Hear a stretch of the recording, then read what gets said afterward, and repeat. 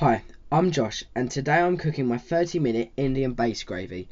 Please take a second to subscribe, hit the like button, thank you. Peel and roughly chop the onions, pepper and carrots and get your pan on a medium heat.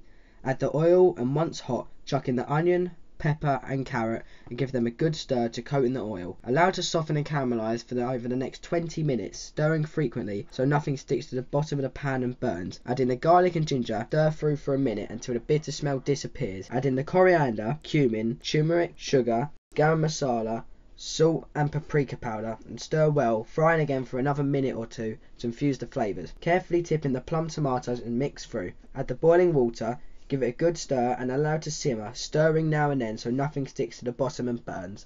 When the carrots are soft, turn off the heat and allow to cool slightly before blending until smooth.